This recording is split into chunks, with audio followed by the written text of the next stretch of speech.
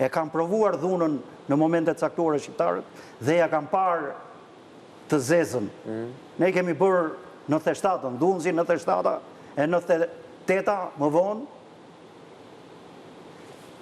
E rëndë. Nuk duam që t'i kthehemi më, nuk do njeri me mënd në kokë, nuk do më t'i kthehet këtyre skenarëve.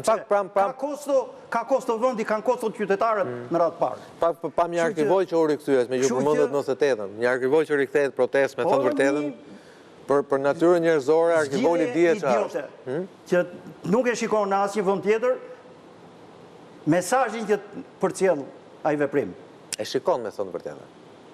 E pam një të ditë në një vend tjetër. Në Gaza, në Hamasin, në Teheran.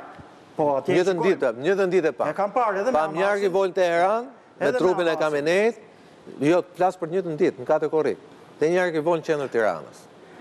Po nise nuk shoh lidhje të varrimit që bëj atje në Teheran me protestën që po bëj. Jo se Teherani nuk është i përzierë këtu në këtë zallamahin në rrjetet sociale, i përzierë është. Por njerëz me filozofin e arkivolit, me mesazhin e vrasjes së vdekjes, unë i kam parë në qeverisjen e Hamasit. I kam parë në qeverisjen tërësi të ajatollahëve. Por nuk është kjo zgjidhja për një vend që jeton në demokraci. Shqipëria është demokraci. Demokraci me probleme sa të duash, por ne kemi tashmë një traditë konsoliduar që pushteti ndrohet me votë. Nuk ka rrugë tjetër.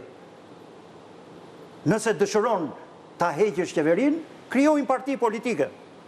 Nuk hiqet qeveria me idiotizma të tilla si do krijojmë kuvendin kombëtar, mbar kombëtara, nuk e di se ja kam vënë emrin, që do të zgjedhim 150 apo 300.000 veta. Dhe nga këta do të zgjidhet qeveria e pelikanëve kaçurren. Gjëra serioze janë këto. Ndodhin këto në një vend që pretendon të jetë demokraci. Kjo është jo para demokraci, kjo është para feudalizëm. Se dhe në feudalizëm nuk veprojë kështu. Unë e tash një ditë më parë isha me kolegët e mi këtu. Dhe vjen keq që, e theksoj edhe një herë, ata që janë atje në protest, hiqen si ajka e shoqërisë shqiptare. Dhe dalin me marrëzira të tilla. Megjithatë, unë e tash dhe dje, hera fundi që është zgjedh me kokë reforma e regjimit në Shqipëri është referendumi për formën kushtetuese 2 dhjetori 1945-s. Po edhe atëherë për shkak të analfabetizmit të madh që sundonte në shoqërinë shqiptare, që nuk dinin të shkruan, edhe ju dhanë kokrën e misrit, që ta hedhin kotit botit. Megjithatë, më duhet shkoj një ndërprerje shkurtër publicitare zoti Spa dhe kthehemi pak flasim edhe një herë.